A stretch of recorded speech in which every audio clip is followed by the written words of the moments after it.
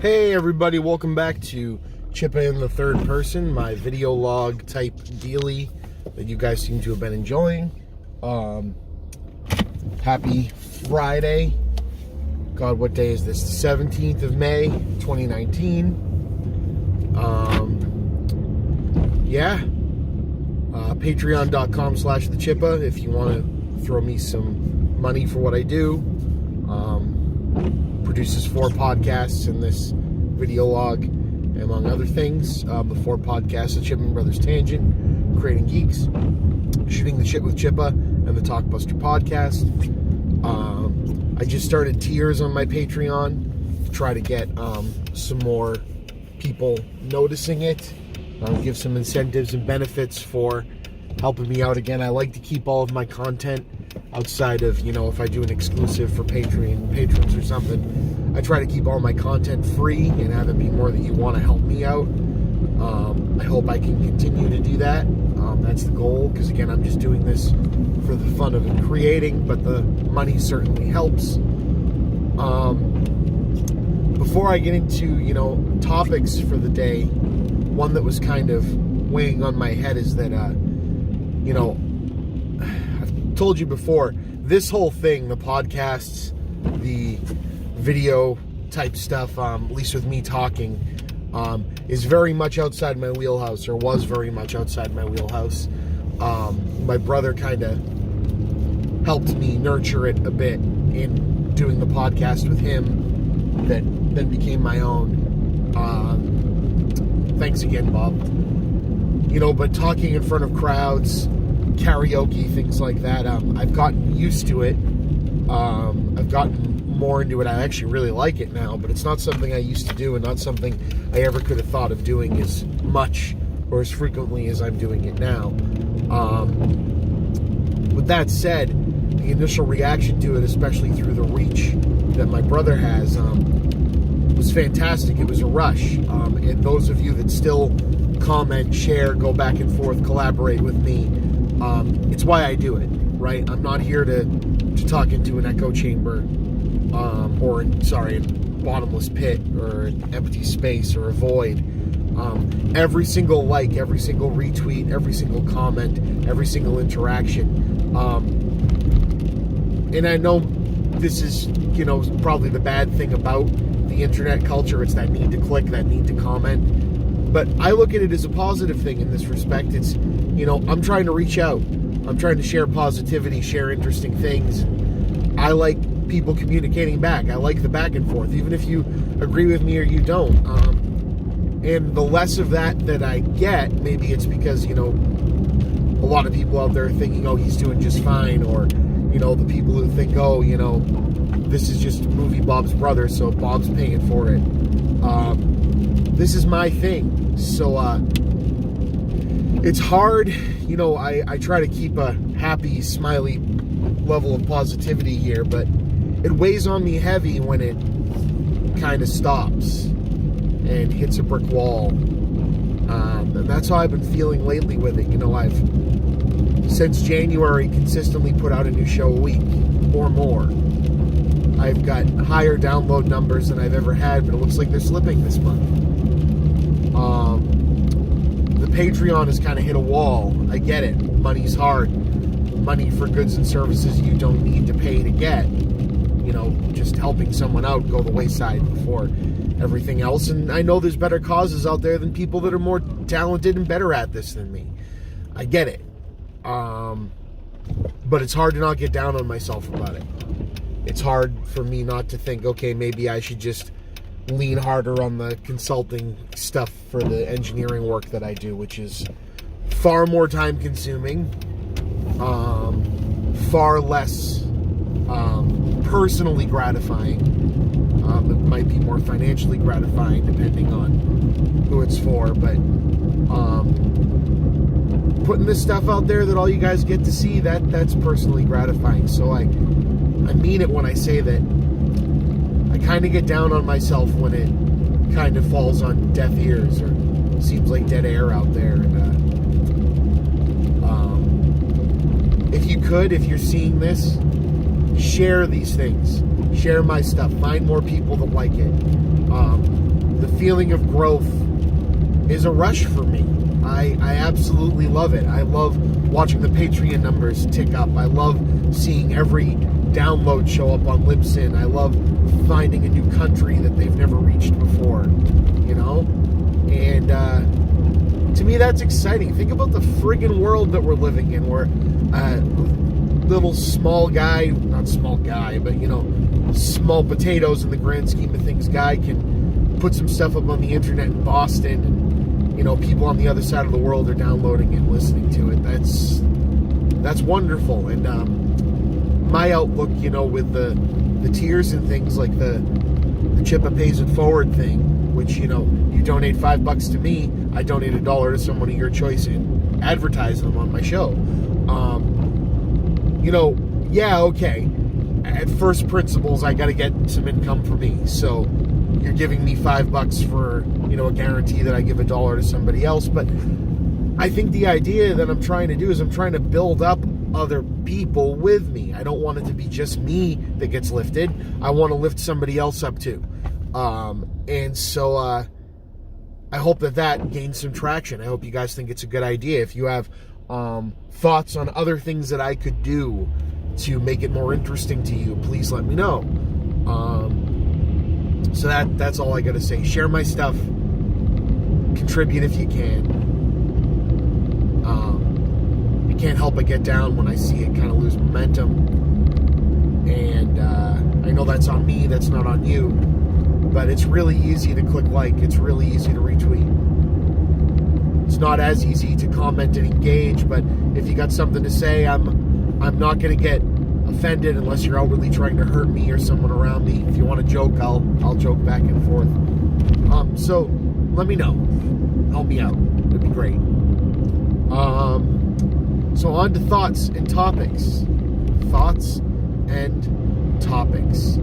Here I am completely drawing a blank on the things I came up with that I wanted to talk about.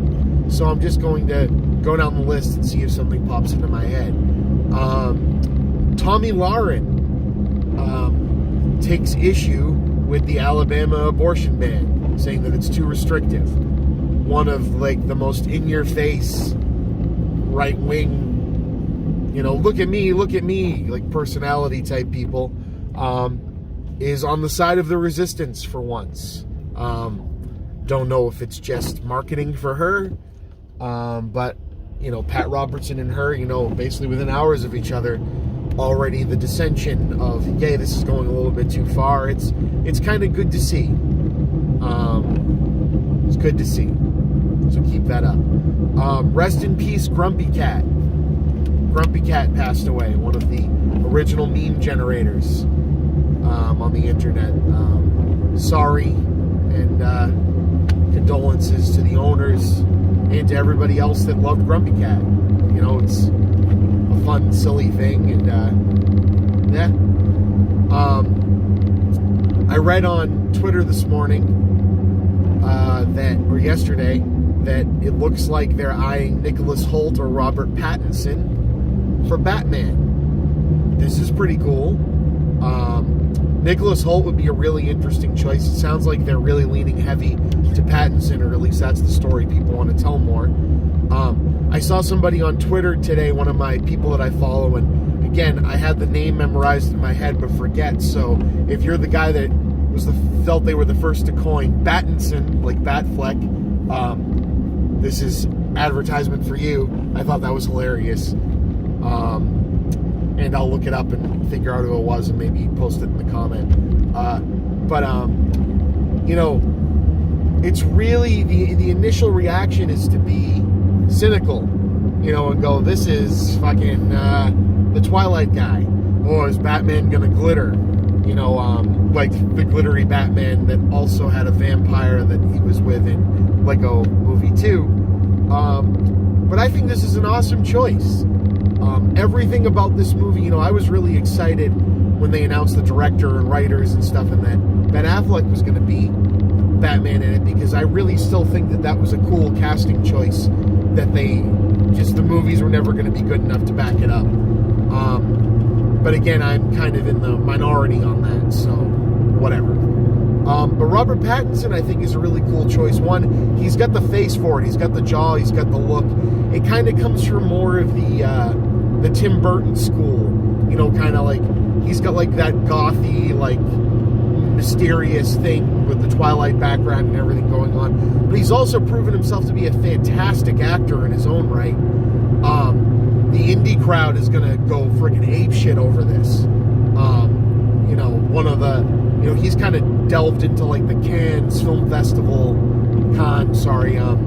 you know, small independent movie scene after Twilight. And so to get, you know, one of their like top people moving into the mainstream thing, I think is, it's going to be interesting. The other thing that I think this movie really has going for it, I don't think it gets talked about enough, is that I have an unabashed love for the films of Matt Reeves. If you guys don't know who this is, you definitely know the movies he's made. Again, people attribute J.J. Abrams to Cloverfield. J.J. Abrams did not make Cloverfield. J.J. Abrams wrote, produced, it was his idea. Matt Reeves is the guy who pulled it off. Matt Reeves is the director. I love Cloverfield. I think the sequel, 10 Cloverfield Lane, is better, just as a film and as a concept. But I can't help but go back to the original Cloverfield. Just, they did so much with so little. And I loved, it's one of the few times the whole mystery box thing worked so friggin' well. That was quite an event. I loved seeing it in the theater. The movie really affected me. The action bits hit hard. The emotional bits hit hard. The found footage worked perfectly for what they were doing.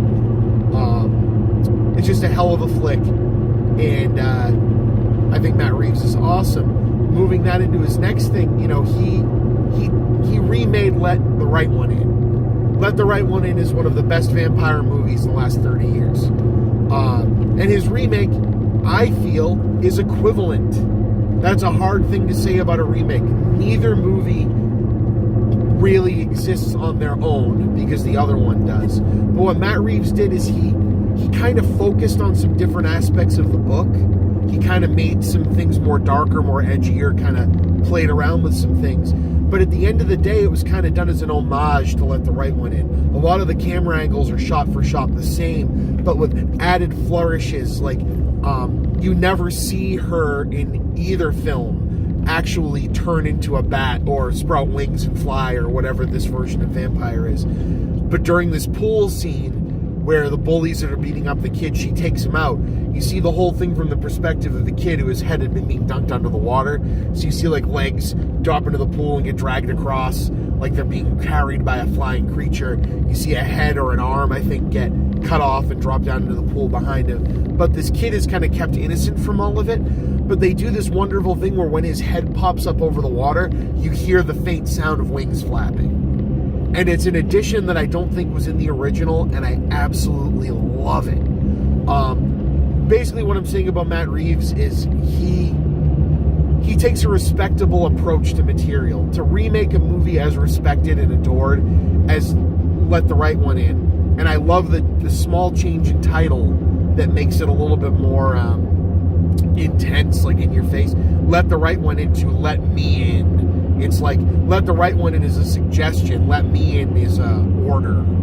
You know, I love that change. Also with Chloë Grace Moretz, as normal, being a better actor than most people in her age group, or basically every single time she shows up in a movie. And she was fucking fantastic in this one. The whole cast is just great. And Matt Reeves is great. Move that on to Rise of the Planet of the Apes. Was not directed by Matt Reeves. It was in-house Weta guys that they, you know, basically had a digital effects guy direct the movie, and he did a fantastic job in his own right. But the real heart, the real emotional center of that story the torch was carried by Matt Reeves in Dawn and War of the Planet of the Apes. Both fantastic fucking movies. So with that, Matt Reeves, you know, it's genre filmmaking, treated with respect, serious when it needs to be, hard-hitting when it needs to be, having a little bit of humor when it needs to. I think this is perfect for a solo Batman movie. And I think Robert Pattinson is a perfect choice. I really do. It's kind of in the Heath Ledger camp of things where it's like, whoa, shit, can that guy really be taken seriously in a role like this? But I think he's going to knock it out of the park. I can't wait to see where we're going with this. Other things.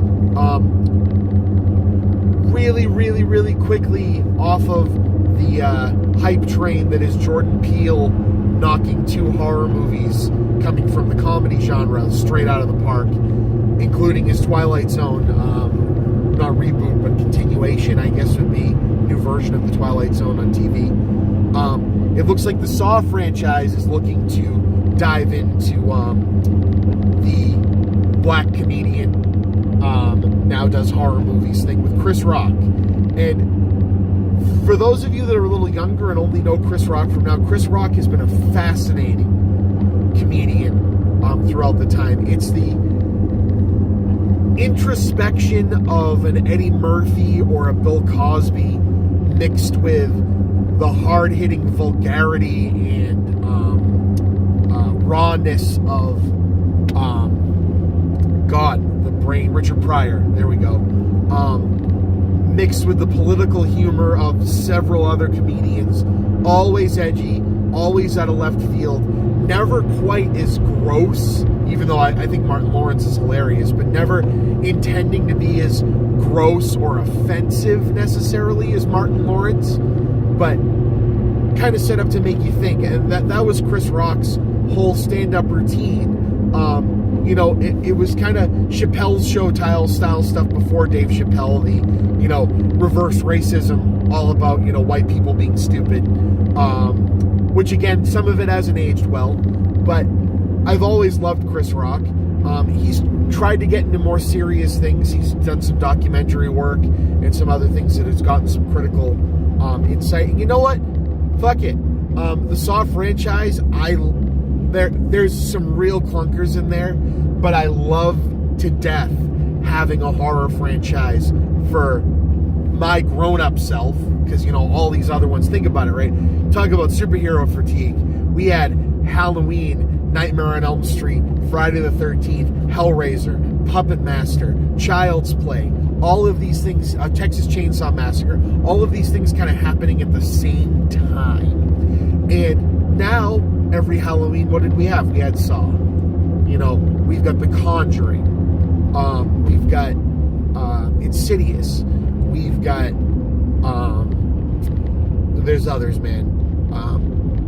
But they're Happy Death Day, which is having a fucking blast. We're starting to get, we had the slashers in the late 90s, early 2000s. Now we're back into the franchise horror films. And Chris Rock taking a shot at Saw. Hell, I'm one of the few people that really liked Jigsaw.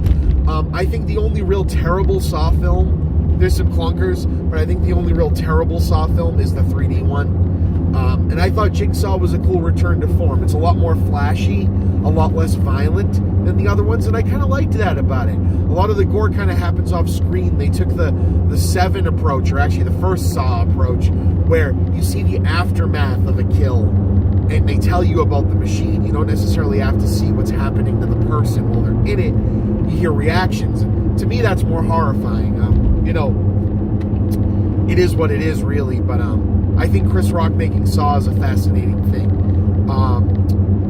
Lastly, and I'll leave you with this, and, controversy. I think two different things about The Big Bang Theory. As a person who's been through engineering school, who went to engineering graduate school, I got my master's, I didn't get my PhD, but still wrote a 300-page freaking document and did a thesis presentation. It's actually a published book. The expansion of real-time operating deformations for improved visualization. I wrote something called that. Yeah.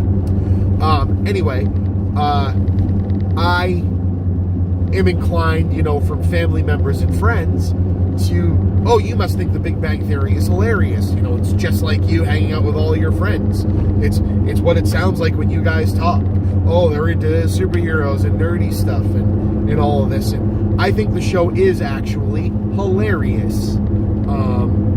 I work with some people that don't consider themselves quite as hardcore nerdy, still engineers, as me, that think it's one of the funniest friggin' shows ever made. Don't miss it every week.